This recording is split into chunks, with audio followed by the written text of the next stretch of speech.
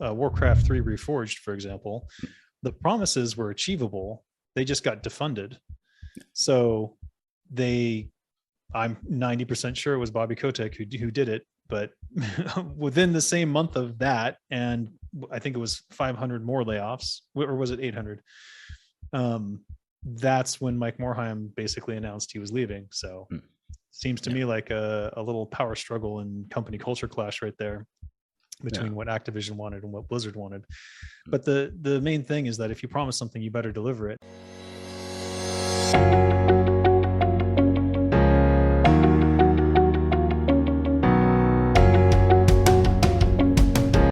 Hi everyone, I'm Petrus and welcome to WorldView. WorldView is a podcast where we explore everyone's perspectives on all things that can broaden our worldview. Today we're talking with David Freed. He's a narrative and game designer with over 20 years of experience in the gaming industry, best known for his work on Blizzard's Warcraft 3 and Wasteland series. Over the past 20 years, the gaming industry has grown to over $180 billion, surpassing both the movie and music industry combined. David has consulted for over 15 different game developers in this time, and today he's with us today to talk about some various hot topics in the industry. Dave, welcome to the show. Oh, thank you for having me. It's always a pleasure to talk about this kind of stuff, especially the ramifications of the industry that I'm working in. Yeah, and that's one of the open things that I've actually enjoyed by far the most. I was one of those lucky people, as I told in the email, that the YouTube algorithm blessed with just recommending your videos out of the blue, especially the ones on the Warcraft Q&A. And those have been quite a fun to watch. And then I watched a lot of your other, game industry ones. And even though I'm not specifically within that industry, it was just fascinating to learn about the things that, I take so much of my free time and enjoy that we take for granted, to see how it works on the inside. But, just to back it up, because most of you aren't necessarily gamers, I know there'll be, if they are, they would be familiar with Warcraft 3 and your Wasteland games that you've, worked on and appreciated your work in it. But could you just give us a quick rundown of the other projects you've worked on that reflect on your, working experiences in the gaming industry as a whole? Yeah, well, I mean, a lot of it was my early stuff at Blizzard. I actually worked on I did the only new campaign mission for StarCraft for the N64, for example. Oh, really? And so Infested Stukov is sort of my invention, bringing him back as a Zerg-infested character. I used to do, from that, I went to the Trigger Map of the Month program. So I worked on a bunch of really cool maps for StarCraft. My favorite one being Deception, which ironically, all of that stuff is now considered part of the canon lore for StarCraft, even though it was just, some fool who came out of QA. Of course, Warcraft 3, Reign of Chaos, and the Frozen Throne are the two biggest titles I'm known for. In particular, the Culling of Stratholme, which is the turning point for Arthas in that campaign. But I did quests for World of Warcraft. I worked on Oddworld Stranger's Wrath, which is actually one of the most criminally underrated games, I think, in my entire repertoire. I did a Da Vinci Code game where I actually wrote all of the script for all the characters and most of the puzzles and designed most of the levels. It was actually pretty intense for a 9-month project. My lowest rated game, though. I got to work on the Silent Hill franchise, on Silent Hill 5. I did some work with my friends at Supervillain that'll never see the light of day. And then I touched on a couple games at Ubisoft, one which was canceled, and the other one which became I Am Alive. And beyond that, it's a lot of mobile games that probably no one's really played or heard of. I did a stint at a place called Puzzle Nation. I worked on user experience for crossword puzzles and everything, and then finally came back to AAA with Wasteland 3, and now I'm dabbling in NFT games, which is one of the most weird ethical moral quandaries that I've dealt with in the game industry, and I'm sort of trying to figure out a way to navigate that space and get it to where I think it needs to be. But that could be a whole podcast in itself. Yeah, it actually could be. I mean, I'd like to do that sometime in the future. I only recently found out that you were specifically working on NFTs at the moment when I looked at your LinkedIn page to, get some of the facts right for the intro. And that's something that I didn't really expect or didn't really see about. I've only ever seen memes about it and people reacting to it much. But it's a massive, massive, massive industry. I mean, these are just billions or millions rather of dollars that people spend on virtual items that they can then claim unique ownership from. That's a definition of an NFT. And so, a lot of people that aren't even in the game industry would be really interested in this, simply because it's a way to almost make money out of nothing. And there's an interesting, culture around that is very much worth exploring. It is, but it's also it's new territory for a lot of people. And right now, the big issue that I see is there's a lot of people who are just in it for investing purposes. And the people who are making these NFT games are not in it for the long haul. They're in it for a short-term gain. And that's just not how games proliferate. A game proliferates when it has more and more players coming in, and all of the mindset for these NFT companies is very much limited release, limited number of characters, limited number of assets. And it's getting to a point where I don't know how they think they can sustain these games in the long term, given that they have gameplay dynamics where let's say that you have a starship, it can be destroyed and lost, and they've only it's a limited release of 4,000. What happens when 3,000 of them are gone? You only have 1,000 players left. Like, this game is going to die. Like, I just don't understand the mindset of some of these companies.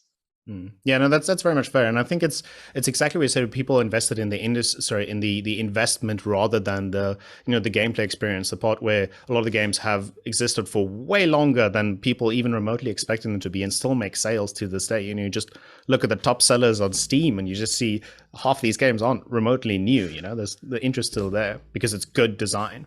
If you could describe the similarity and differences between the gaming industry and the way that it's evolved to some of the more mainstream software industries that people could understand, or people that aren't in the gaming industry could understand, like Microsoft Office and Facebook, those type of scenarios, what would you describe as the biggest changes in the way that people think between gaming industries and software industries? There's getting a lot of overlap between them. I think both industries have moved towards service style. So there's a term of you have a subscription to Microsoft Office, or at least I do, and that's sort of necessary to function in terms of like you have to have the Word and all that, and that's that sort of stuff, and you want the latest versions, so you just pay a monthly fee. Games as a service has become more and more commonplace, especially at the larger corporations. So EA and Activision, Blizzard, and Ubisoft, they all have games as a service. And it sort of started with MMORPGs. So WoW was the first Blizzard game to have a subscription service like that. And the money that they've made from it just absolutely opened everyone's eyes to like, oh yeah, everything should be games as a service. And now it's everywhere, even in games that it totally doesn't belong in, like Battlefield and Destiny 2. These games should not be games as a service. They should be a released game, and then you do expansions and you sell the expansions like the old school style. But nope. Now you've got to pay for the battle pass to get all the really cool stuff, and to get access to the content, to get the new weapons earlier, you have to pay a monthly fee. And I don't think that's a good thing. And it's evolved quite weirdly, because I mean, I'm guilty myself, especially. I've definitely spent some games as a service money on especially stuff like World of Warcraft, for example. I've definitely spent my fair amount of guilt there in terms of supplying or motivating this industry. And yet we've seen over the past few years that players have slowly but steadily become really dissatisfied with this type of model. You see a lot of reviews being completely negative based on the fact that there's microtransactions within a game. And this is not even just mobile games, which is a very massive industry. We'll talk about that shortly. But this is PC games, people that pay $60 for a new game, and then there's microtransactions upon microtransactions. It's interesting to see that when there's a kind of a backlash on it, then there's almost a delay for the mainstream companies or the AAA titles to react to this. And would you be able to say, since you made both a 2019 and a 2020 state of the gameplay industry videos on your YouTube channel, have you seen any AAA titles that have maybe adjusted to this type of rhetoric? Have they stopped doing that? Not really.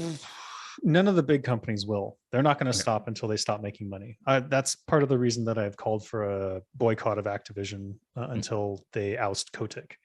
I think until he's gone, this just isn't going to change. And all of those IPs that they now own are going to be forever locked in this. Like, unless it's going to make billions of dollars, there's no way we're going to make it. So we'll never ever see a Warcraft 4 until he's out. So I encourage everyone to boycott Activision until he's gone. there is a response to it, but it's primarily going to come from new studios that are forming, primarily under the Dreamhaven umbrella, I think, especially in California. So there's like 3 or 4 companies that are all ex-Blizzard people who believed in we make a good game and people come and buy our game, and then we've made money and we can make a new game that we really want to make, like that sort of model. So I think we'll see that with Frost Giant, and we'll see that with Secret Door, and we'll see that with all the Dreamhaven companies. And then other than that, I'd say it's indie developers where you're going to primarily see that sort of thing. And it's unfortunate that there's not like Dreamhaven is a good example of what the game industry should be doing. It's an umbrella that handles all the business crap, and then the studios underneath it get to just make the game and worry about that. So I'm hoping that model will be recreated by another individual who that's what Valve could be, but isn't, because they've formed a blob, and the blob is like, well, we don't need to make any games, we're making so much money.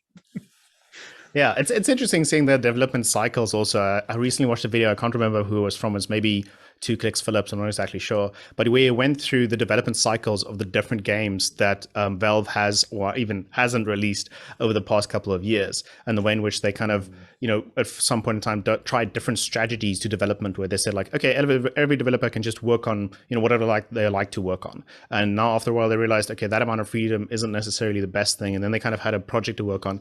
And one of their more recent releases that was very well critically acclaimed among a few other failures was Half-Life Alyx. It was a VR game, and the team really put together to try and produce this product instead of working on a bunch of different ones. And this is kind of interesting because you look at these development cycles and you think, okay, well, that's X amount of people that work at the company that all cost money to employ every day, and it's not being released, or it's different failures and different stuff. And so there's a lot of costs that people don't really ever actually see when something is being produced, what it costs in the background, not only in people, but also in technology and stuff like that.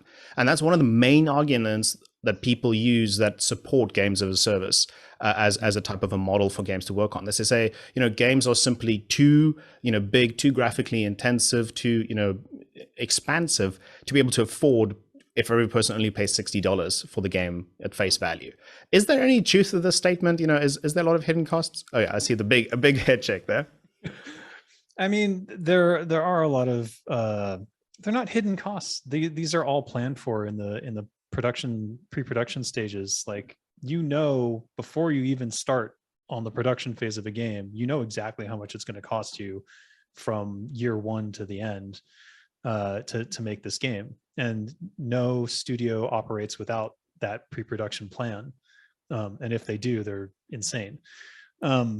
So I think it's just a justification for them to charge extra money, and because it makes the shareholders money. And look at what Activision Blizzard is taking in profits. They don't need I understand that it's a profit driven industry at some point, but that's not what Blizzard was founded upon. And that's not where those amazing games and new creations come from. It comes from a place of love and wanting to make a game that you as a developer love. And but it's been turned into a profit driven industry. As soon as profit is the motive, then you start doing stupid things with the monetization that everyone gets mad about. And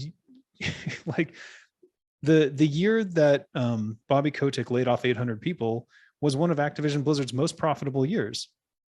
Has nothing to do with hidden costs. It has everything to do with just him wanting to pocket more money for himself. Boycott Bobby Kotick.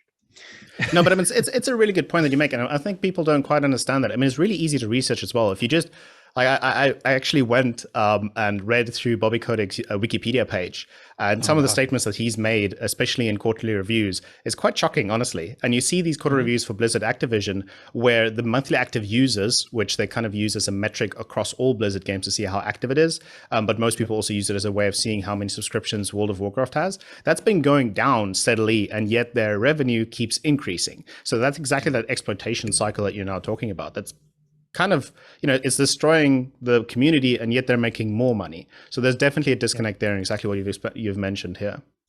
Yeah, because the players who are hooked are going to buy whatever the new thing is, and they're finding ways to monetize the whales. So Mm. in the game industry, the whales are the people who would spend thousands upon thousands of dollars every month.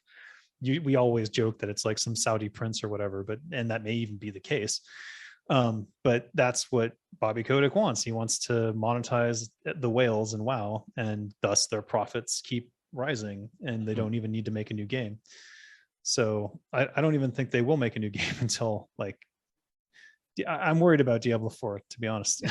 But we'll Yeah, I see. mean, I don't we've want seen to a lot of worrying layoffs, especially in that area as well, and people quitting from the development team. I mean, at the end of the day, if you want, a game, there's people that have to make the game. It doesn't spawn out of existence out of nothing. It's people actually have to work on it in the first place.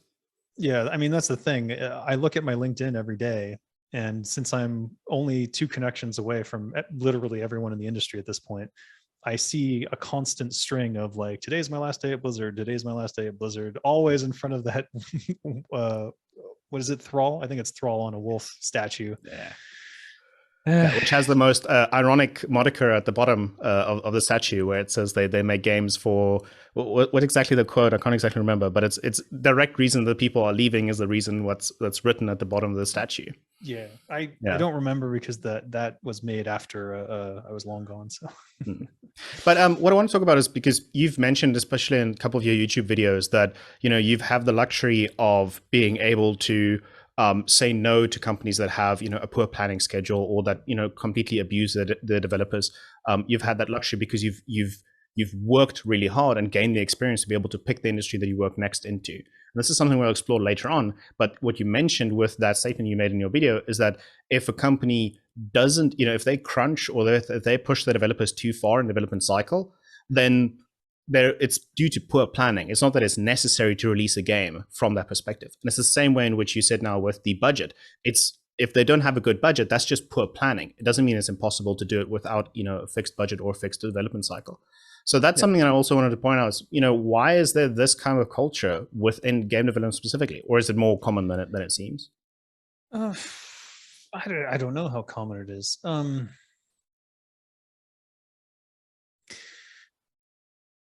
I would say that the sort of crunch culture came from the early origins of most game studios. So the people who now are at the top of these studios, they did have to crunch because back then there wasn't really a support system for things. And they were like, for example, Blizzard itself was founded off of the like credit card of Mike Morhaime and like, ridiculous stories like that, that, they had to crunch, they had to put in all this extra work. And so they sort of leave that as part of their company culture because, well, I did it, so these guys should have to do it. But Mike Morhaime, lives in a mansion.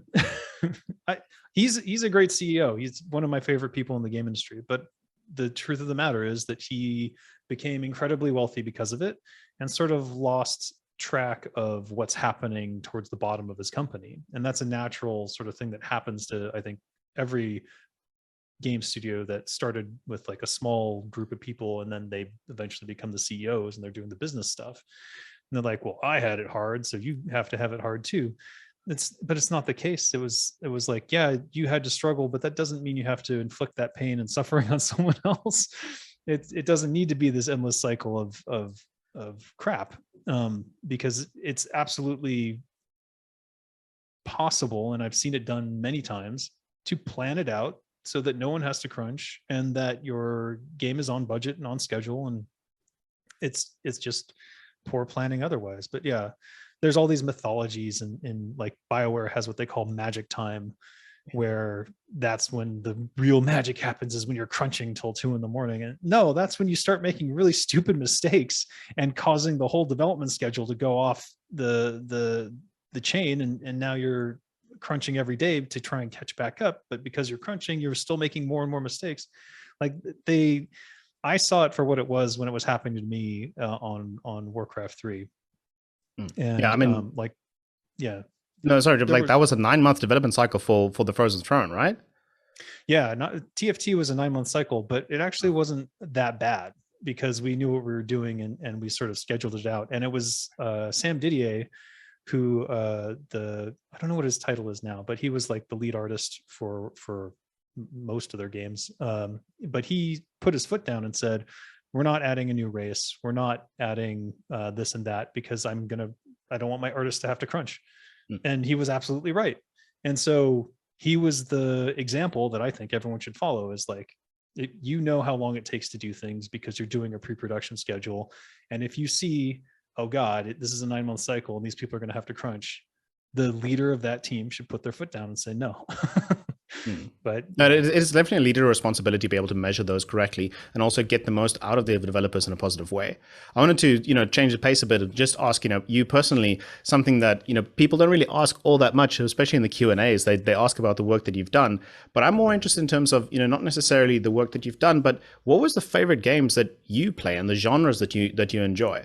Are these entirely different from the stuff that you work on when you develop, or is it stuff that you work on that you love to play as well? Ironically, it's very different from the stuff that I end up working on. Like my favorite games are, so there's Mass Effect, of course. Mass Effect 1 and 2 are my favorite games. Mass Effect 3, not so much, because the influence of EA is very apparent in it. But so RPGs, classic RPGs, I've actually tried to go back and play a lot of the gold box games, but they're not as exciting now as they were back then. Those are the games where they would actually support like almost every type of play style. So if you made a character with low intelligence, you would get options for like stupid answers to questions and things like that, which I always thought was really hilarious. That's a lot of writing. Yeah, it's super. Like, I have so much respect for those old classic game devs because not only were they doing all that writing, but they were also doing the coding typically and things like that on those gold box games. Like, it's pretty crazy. If you look at the credits, it's like 5 people sometimes. It's like, and now, it's no less than 30 people. There's like 10, 20 quest designers for WoW and so forth. So mad respect for them. Yeah. And I'm also a huge fan of adventure games. So like Professor Layton, like a puzzle adventure game. Mm-hmm. I like Phoenix Wright Ace Attorney, a lawyer adventure game. Oh, yes. Yeah. I've seen these as it's not really ones that you commonly see, but most people play or will have large player counts. Is it because that their demographic is in a different place, or is it just kind of like more of a niche genre that you enjoy? I think it's a niche genre. There's certainly room for those to grow. I think, like adding more RPG elements to those sort of things. It's interesting that all the coolest games tend to be blendings of genres. So like, Resident Evil 4 was a really cool progression in that series. They had taken the horror game to the max, and then they just sort of like put in this shooter aspect, but maintained a certain perspective to keep the horror elements, and it like was amazing. And yeah, those games were really, really creative. I remember I never played them myself. I watched quite a few friends of mine play, and it's like one of the best backseat games to possibly watch and play because it's so cinematic to a certain degree, and yet it doesn't do the I've had one person. I'm also a massive fan of the Mass Effect series, but if one person that says he'd like some gameplay in between his movie, for Mass Effect in terms of how the pacing of the game goes, and a lot of the scenes like in Resident Evil, I really appreciated the fact that it's still gameplay yet it looks cinematic. It kind of looks like you're working through a horror movie in the way that it uses camera angles and perspectives. Yeah, my brother and sister love to watch me play Resident Evil 4. But I love RPGs and I love games with RPG elements and I love adventure games, but I haven't worked on, actually I'm working on an adventure sort of thing now, but it's for a military contract. So that's a little bit different. That's very interesting. I don't know if you're able to talk about it, so we won't go into it too much. Probably can't say anything about that one, but right, yeah. It's interesting. Are there any kind of like, mergers between genres that you find is completely untapped? Because you said that's the one of the most interesting ones, the one of the most innovative. So they take a couple of different game genres or settings, and then merge them together. I think those that you've seen and like, why hasn't everybody done that yet? I think the big one that's actually really confused me is like, why has no one done with adventure games what they've done with like RPGs? So for example, take like a tactics RPG game. So Final Fantasy Tactics is one of my favorite games, and I'm definitely trying to find a place to make one of those. But between the battle maps, there could be a full-on adventure game where you're like solving a mystery or finding these things or talking to people, and like just no one does that, like even though they have all the pieces in place already. Because if you play any of those like tactics adventure games, they've got the characters, blah blah blah blah blah blah, and they're talking and stuff, but it's always like a fixed linear story where you make no choices. Add some choices in there, add some dialogue options, like why not? But no one's really done that yet that I've seen. That makes a lot of sense. I mean, it really is one of those narrative designs that you could definitely split off into different scenarios, because it's not, for example, I mean, if you look at something like Mass Effect, every different narrative example that you use will require the story to go in different 3D direction that you have to design a lot of stuff for. So that makes it incredibly complex the second you branch that out. Whereas adventure games, they definitely have that capacity. That's a really good point. I've never actually thought about that. It's a really good idea. I mean, you should make your own. I might. The closest I've seen, or something that I really, really enjoyed recently, was Disco Elysium. And if anyone who hasn't played that, you have to play Disco Elysium, because it's basically the perfect sort of like advancement of the adventure game, and there's like RPG elements, but it's not quite as far along as like like a tactics RPG game or something that I'd like to see there, where there's actual battles and things like that. But it's close, real close. To pivot to a different discussion, which you almost started earlier, the one about the phone gaming or the console gaming market. We know for a fact that I think the phone gaming market is about more than 50%. I think it's more than 50% of the gaming industry in terms of revenue now. And it's just, it's so massive that a lot of people disregard it. They're like, oh, okay, yeah, sure, there's games on phones. But you mean you can just play it, especially in the gaming industry. And yet the people that do mobile gaming, they know how big it is, and they're almost completely unaware of PC gaming and how big that is. So there's this divide in demographics and understanding. And some people put it, geographics. They say it's, Asia is very much more, mobile accessed, because they're able to more easily be able to afford phones that can play games, whereas in the Western era, people are more able to afford consoles. Is that the main reason for the split, or is there a culture thing that's different? And like, are there any big names that are trying to expand in the Western air market? All of China is trying to expand into the Western market. You're going to see a flood of games from China real soon, because China shut down releases of new games in China. So expect that. And you'll see them on the mobile store first. I'm working on a couple that will probably come into the market. I'm only doing story stuff though. I'm not actually doing any of the gameplay. And unfortunately, China's market is flooded with cloners effectively, where, even the big companies are basically copying AFK Arena or Hero Wars or other successful mobile games and just pasting their stuff on top of it.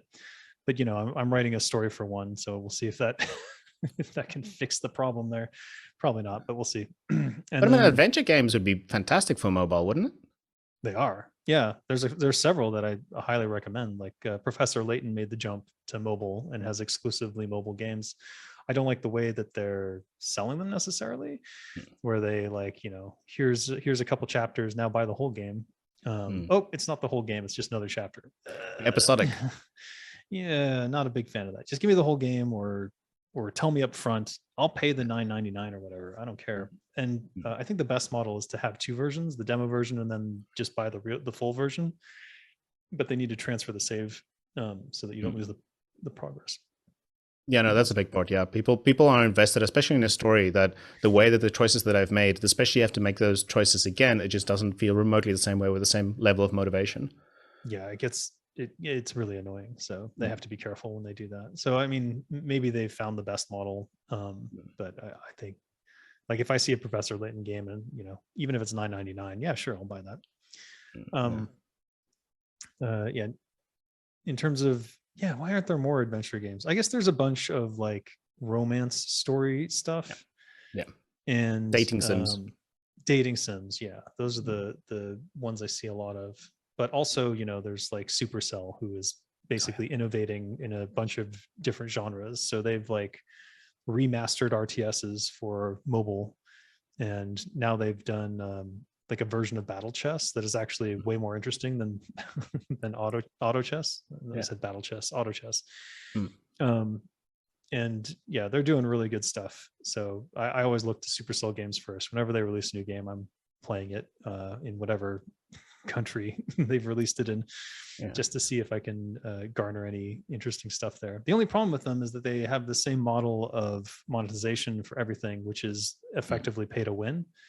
And that's super infuriating, especially when you get there's a point in every Supercell game where I start running up against opponents and I'm realizing I'm not losing because they are out, doing better tactics or anything. I'm losing purely because their units are higher level than mine. And then I just kind of quit. Yeah. No, I mean, and I hope that kind of thing gets more common to a point where people don't enjoy it anymore or don't support it anymore.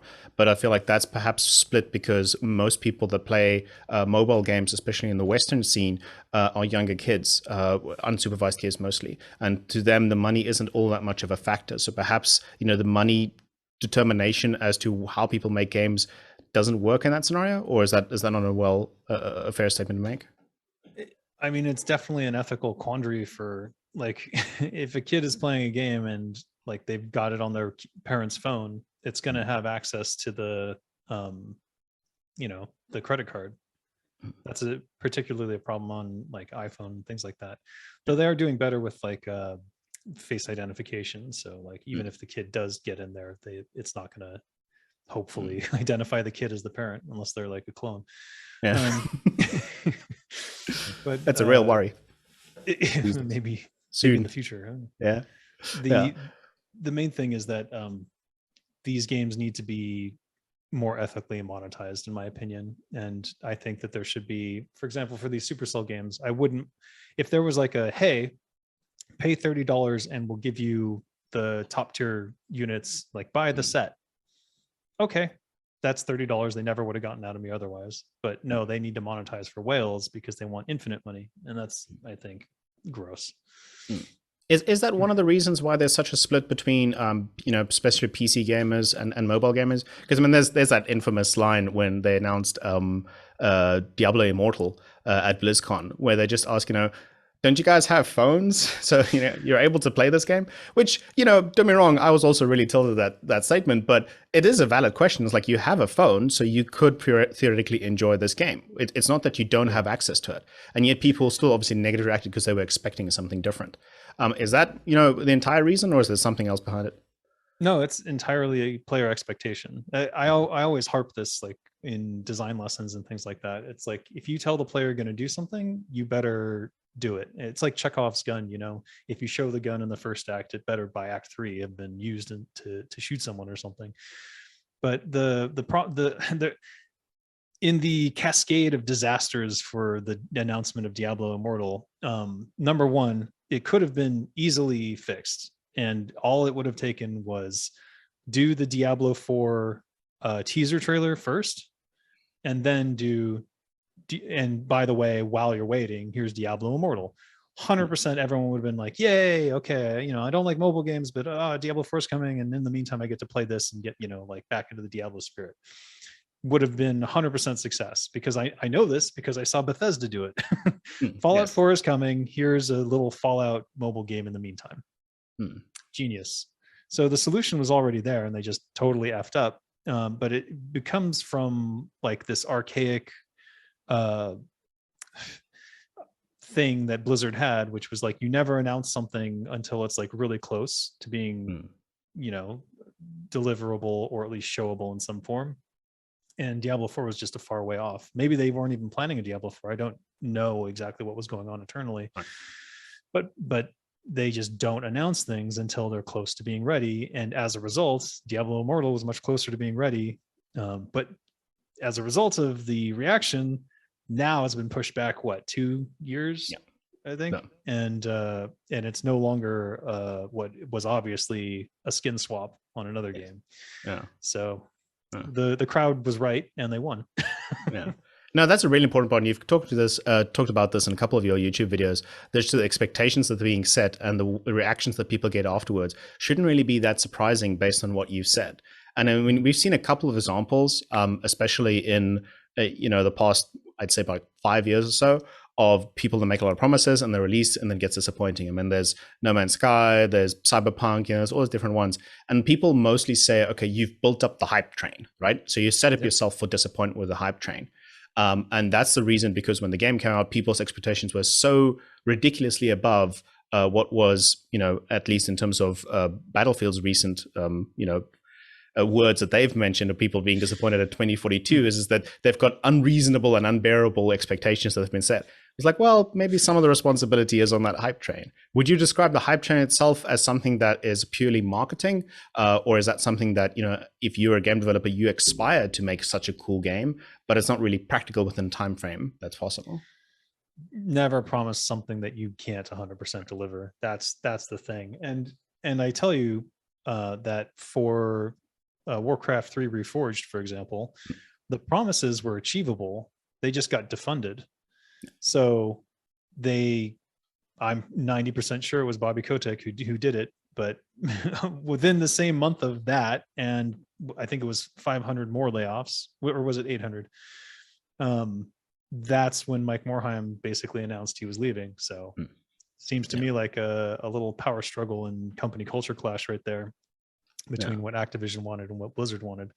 But the main thing is that if you promise something, you better deliver it. And that's why people like Peter Molyneux have been ousted from the industry, is that they keep over promising and under delivering. And there's only a certain amount of acceptance there. And even though the Fable games are really good, they didn't exactly hit the expectations, and thus they probably got reduced sales. So if you under promise and then over deliver, the hype train as you release is much higher. You don't want the hype train coming in before, especially long before you've released. And that was the problem with Cyberpunk 2077, where they promised the world and then delivered kind of an empty shell. And even though it was still a really good game, and I really enjoyed it because it was definitely up my alley, it's like super RPG cyberpunk, being a setting that I really loved as a child. Like it just didn't, like it had less interaction with the NPCs than any Skyrim. Like if you can't beat Skyrim, what are you doing? Otherwise they'll just re-release it in another version, and then people play that rather than your game, for example. Didn't they just do that? I think they just did. Yeah, they did. Yeah, there's an anniversary edition now, so it's they're milking that cow properly. It's kind of interesting to see these industry darlings kind of really fall from their pedestal based on promises that they've made and not delivered on. We know Bethesda and CD Projekt Red and those are definitely guilty of that. I also wanted to ask, because you mentioned in your 2020 State of the AAA title game industry that indie games such as Hades have this capacity to surpass AAA titles, even in something as big as revenues, without remotely the amount of marketing and industry that they have, hype capability that they're able to generate. What percentage of indie games are able to reach us though? That's kind of like winning the lottery though for indie games, isn't it? Because the industry is really, really competitive. So is there a way into which these indie games that are really actually innovating in the ways that we'd like to see AAA titles innovate, is there a way for them to be able to get a higher probability of success? Yeah, I mean, I think I presented the solution in that same video, which is to do the early access. I think early access is a really strong way to garner an audience, and then that audience will sort of slowly build the hype train for the promise of a game. And that's what Hades really had in spades. It was the promise of what it would be delivered, because if you played it in that early access phase, it wasn't a complete game. So if they had said, oh, we're going to have this epic huge storyline and like all this stuff, you would have played it with that expectation, and then it would have failed your expectations. Whereas with the early access, they're like, this is kind of what we've got now, try it out, let's see what's going right, what's going wrong, and then they built on that. And that's the smart way to do it. It really is about player expectation and like getting them on board with like the concept, and then them slowly building this train to the release date of hype. I mean, that's actually, now you mention it, that's something that Baldur's Gate 3 did pretty well, because the expectation was that was over the moon after they released that cinematic teaser, and because it had such a big history. And now it's been in early access and people know what the game is about. They know what to expect and know what's being worked on. Yeah, I'm really looking forward to that game, but I'm not going to play it till it's released. But see, no, that's actually a good point, because that's something that I also more recently have done. I mean, I'm a big supporter of certain AAA early access titles. So Subnautica, before that came out, I just absolutely loved the idea of it and really enjoyed it. And then there was a couple of problems with it, and I watched a video essay on this, that people kind of they kind of went like, nah, it's fine. It's an early access game. It'll be fixed by the time it's released. It'll be fixed by the time it's released. And then the devs work on other stuff that they're obviously, more passionate about and definitely contributes to the, the success of the game. But some of the more basic stuff, like certain bugs and certain ways that the game plays, which wasn't fun, they never worked on even up to the point of release, because it just wasn't a high of a priority. People were more willing to kind of dismiss it. This is kind of the give and the take of early access. And because of that, at least in my very own limited experience, that's one of the reasons why I don't really play early access games anymore. It's like, I'll wait until it's released. So is there a balance there? Is it a changing culture, or do you feel like that balance is pretty good at the moment? It's really up to the individual companies. In the case of Subnautica, it was them ignoring their audience's own observations and basically just doing what they wanted, which is fine, but leaves those problems in that are going to hinder the experience for others. So, for example, I haven't played the game because I kind of know what you're talking about, and that sort of grind just doesn't appeal to me, even if the game itself is like really exciting and cool and everyone thinks it's super innovative and stuff. It's just not my type of game at that point. But it really is about listening to your players, not necessarily doing what they tell you to do, but listening when there's a problem and being attentive to that problem. And that's what early access provides that opportunity to make those changes and fixes. But that's up to the the studio doesn't listen. I don't know what they're doing. Like, yeah. Hades was really good at listening to their players, like really, really good. And it shows. I think that is probably one of the most well done, polished games of the last 5, maybe even 10 years. Absolutely. And they're getting awards. Was it a Hugo Award? They won Steam Game of the Year in the past month or so. So I mean that alone is pretty high up in its rankings. I want to say it's the first game ever in history to win a Hugo Award, but let me I have to look it up. I'm not exactly familiar with the Hugo Award. Is it not for games usually? Is it made for other pieces? I think it's the first game in history to win one. Oh, okay. Yeah, first video game to win a Hugo Award. Okay. Which is huge. And so it's being recognized, not just like, I think games have become such a big industry now that it's breached into all these other places where people would normally ignore it. And so that's exciting stuff. So it's even being recognized by people who normally would never recognize the industry as a whole. They've got the foot in the door now for the game industry, and now it's possible to win a Hugo Award. Yeah, which is I think cool. And I mean, that's insane. I mean, and I remember playing through Hades. A couple of my friends played much more than I did. Just the simple feel of the game and the way it was designed for new players, because they didn't play it before it was released. And in that way, it's just simply, they were able to appreciate the differences that the game company made, the improvements that they made through the development process as completely new players, as somebody who didn't see this stuff beforehand. And that's just a problem that they'll never know. They'll never know of those bugs, of the gameplay that they had an issue with, because they enjoyed it in its complete form.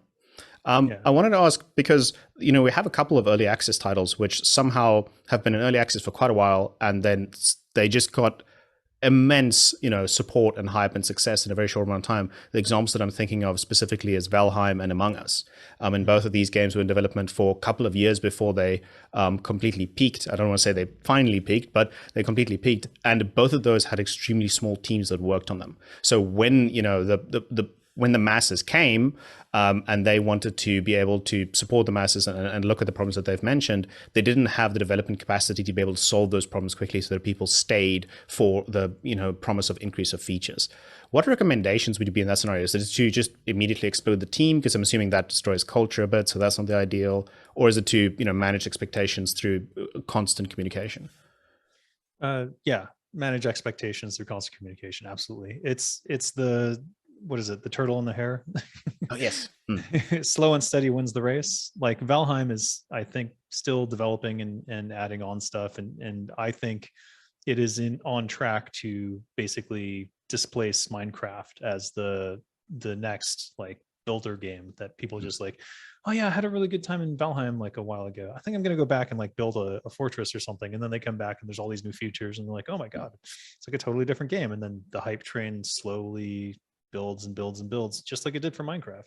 Like, people don't remember when Minecraft was like, it wasn't even an alpha, but you could like play the game and it was still super enjoyable. So you'd talk about like this it's like Legos, digital Legos. And they're like, why doesn't Lego do that? Which, now they did, but it's not the same. No. Minecraft really, they took the cake in that scenario. And it's an idea that initially when I saw Minecraft years ago, I was like, damn, this is awesome. Why has nobody thought of that? A lot of people did, but Minecraft they did it right the first time in terms of the expectation in the sandbox. And I think maybe it was a conglomeration of tech also reached the same point of maturity that was possible, or you remember? Yeah, well, I mean, it originally, it's basically from Infiniminer, which is an unknown indie, that he basically took that and then built sort of an RPG layer over top of it. And just, it worked out really well. But like, if you played in those early days, there was no tutorials or anything. Like, you had no idea what you're doing. You just had to kind of figure out to punch wood and then like turn it into, planks. It's like, it's kind of ridiculous by modern standards, because every game is so handholdy and like, now you do this, now you do that. And I think at that time people had gotten tired of that sort of paradigm of like hand holding the player and dragging them along and telling them what to do. Minecraft came out of the perfect time to sort of start this slow hype train build until literally everyone has played it. Yeah, no, it's definitely, I'd probably say it's probably the most prolific game at this point in time. I'm sure there's statistics about it, but I'm not exactly sure. Just its pure accessibility, and at the same time, it's freedom that it gave people. It's just an ideal combination. I want to talk about as a last point. I've obviously watched a lot of your YouTube videos, so people by all means go and check out Designer Dave on YouTube. He gives really, really good insights about the industry that most of us love and spend a lot of time in. And based on reading the YouTube comments from those, it's quite clear that not only have people enjoyed your perspectives, a lot of people have gone like, I really want to get into this industry. I really want to work in this scenario. And that's kind of an interesting place, because Donald, the producer of the show, he's also worked on some 3D modeling and trying to design his own game. And it's progressed so much in the past couple of years, the availability of tools and engines that are available for people to work with, and the immense amount of YouTube tutorials to learn stuff, that is kind of now more accessible than ever. And when there's so much options, people kind of don't know what to do next. They're not going to have that. That's not that nice clear path for it. So what would be your recommendation for the experience to just be the best way? Is it to join a company? Is it to make your own game, dabble with it? It really depends on the individual. And because there's so many options, like I would change what I tell any individual. Like if you already have, like, let's say you're a graphics artist, then getting a job in the game industry would be the good entry point for that, because you've already got a skill set that they need. And then you can transition within the studio, or at least talk to the people who you would want to, like, let's say you wanted to become a level designer from a graphics artist. That's plausible once you've entered the game studio. If you've got no skills whatsoever, which is a terrible thing to say because no one's unskilled. I'm just saying, like, if you don't have a marketable skill, going into quality assurance is the best way to start learning what game development is all about. Because in quality assurance, you're hands-on with the user experience, and you're basically feeling what makes for a good game and what makes for a bad game. And that's honestly how I sort of dabbled my foot into initial game design. And then while I was in QA, I learned the map editor. So maybe work at a QA for a game that has a map editor if you have the option. And but if you have the time and the ability, and you can live in your mom's basement or whatever, go ahead and learn a tool like Unreal or Unity, or let's say you want to make an adventure game, learn Inkle or Inky. That's free, and it's just a scripting language to make an adventure game. And there's like just a plethora of tools. So if you just Google like, I want to make this type of game, I bet you can find a tool specifically made for that, learn it, and be able to release something maybe to the mobile store, the Google Play Store or iTunes. There's just so many paths now that it's almost like you can tailor your own way into the game industry. But I don't necessarily recommend going to the big studios, because these days there's a lot you could potentially learn from them, but it really depends upon whom you're surrounded by and what the overall prevailing culture of the studio is. So you don't want the luck of the draw in that situation. Whereas at a small startup that just has a few QA people, you're going to learn a lot more. from the development team, because they work hand in hand. And that used to be like Blizzard's like secret, was that the QA was so close to the development of the game and giving their opinions, and because everyone at Blizzard was hired on the premise that they love games, that feedback was quite effective, and allowed them to, kill some games that were going to be failures and improve games that were going to be successes. And QA is also a lot of fun, because I mean, it doesn't necessarily require prior experience in the industry itself. As somebody just, if you love playing games, then you're going to love playing games for money. I mean, it's quite as simple as that, really. And in this scenario, you get to know the industry about it, right? I don't want to, every QA department is different. There are some that are literally just burn down charts, and you're sitting there all day, moving a character off a cliff at different angles and stuff like that. So, it depends on the QA department. The Blizzard's QA department was amazing in that, there were like charts and burn down things, and you have to do certain meticulous things, but also there was a lot of room to like, let's experiment, play the game in any way you want and try to find problems that way. And that was actually one of the areas that I excelled in, is that I was able to find crazy bugs because of, I don't know, how some people, electronic devices just fail around them. Mm-hmm. I have something similar with games where they just you're a bug magnet, pretty much. Yeah, basically. I've actually seen a couple of those. I feel like people are so incredibly creative, especially when it comes to finding exploits. There's just so many ways. I mean, just looking at the speedrunning industry, what people find to be able to complete any percentages is just like, that's the type of stuff that you need in QA. And yet stuff like I saw in for Battlefield 5, I think it was either Battlefield 1 or Battlefield 5. Irritating naming convention, but one of those two, DICE developed an AI to run through the levels to be able to do the burn down chart type of stuff. They built bots that's able to see where all the bugs are that break the stuff.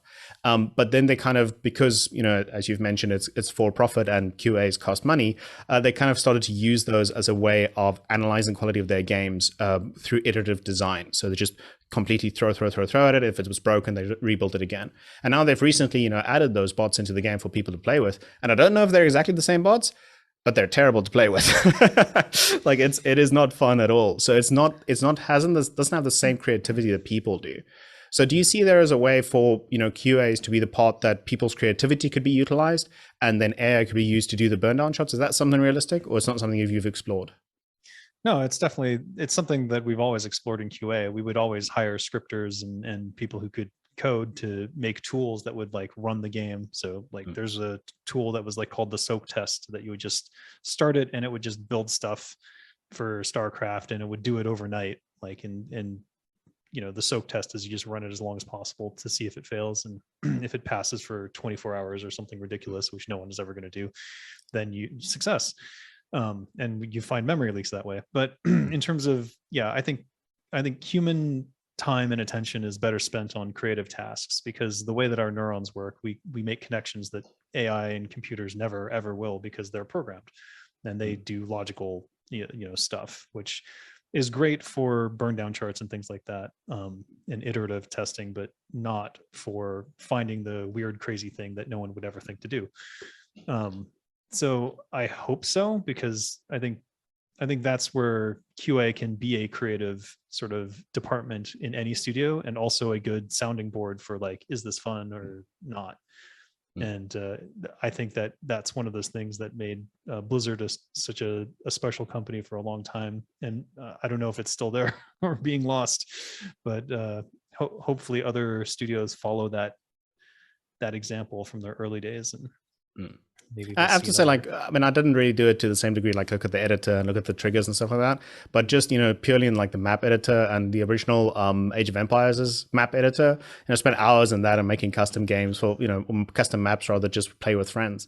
And those type of scenarios is ideal as a type of a, place where you're creating something that's fun to play. So you kind of realize what works and what doesn't, because other people come in, they play your map and they're like, yeah, could you change that? Could you add more units here? That type of environment is really cool. And that's something that, frankly, we have you and a lot of other great people at Blizzard and at Microsoft Studios back in the day to thank for, creating good map studios for people to play with, making the game creation person of itself, that creativity.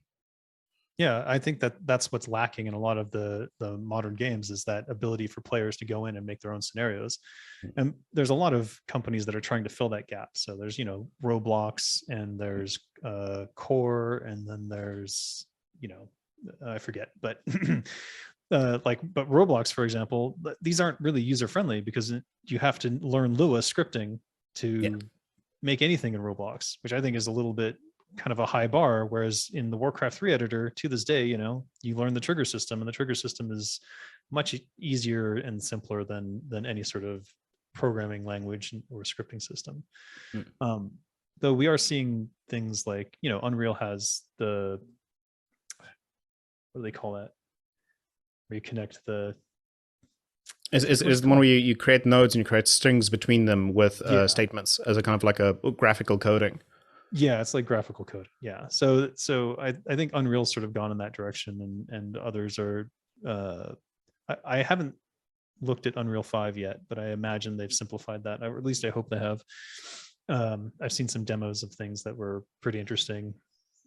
And, yeah, no, those are ideal. That's kind of like the level of entry level, you know, triggers and designs that you want people to get to know before they go into the deeper stuff. Especially, you know, separating graphical interface with text interface, just in terms of programming. I have some experience in programming, and I definitely know that's not quite as intuitive as, you know, some of the programming games that we used to play. That was lots of fun to start with it, but it's the same exact concept. It just requires more prep from the developer side. People forget that, you know, MOBAs as a whole came from a Warcraft 3 trigger map called Dota, and that's amazing to me, that like an entire genre sort of came out of people experimenting in Warcraft 3. So I mean, it's a lot of the places. A lot of games also spawn out of Valve's CS:GO. You know, 1.6, exactly. Ton of games spawn out of that. So that was really cool. I think, no, sorry, actually, correction. That's a chicken and the egg, because CS:GO was also a Half-Life mod, wasn't it? Yeah. Or was it Team Fortress mod? Yeah. No, they're built multiple iterations within each other from allowing modders to have free reign. But anyways, we've taken enough of your time. Thank you so much for talking to us. For everybody else, I can just recommend, please check out Designer Dave on YouTube. He does amazing insights in the industry, and I think it'll help a lot of people gain perspective on the stuff that they love. And if you're interested in that industry, it'll also give you an idea in terms of the stuff that we've talked about today. So Dave, thank you so much. I just want to give you a last opportunity. You want to say anything, you know, plug anything, please, by all means, the floor is yours. Yeah, go to my YouTube channel, join my Discord, ask me questions, because that's basically what I'm here for. And, you know, I'm not some highfalutin game designer hiding away, you know, just ask me. It's not a big deal. Yeah.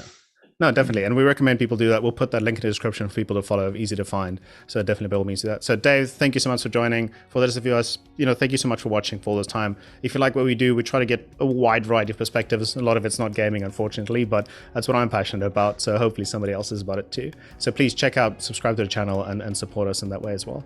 Thank you so much for watching. This has been WorldView.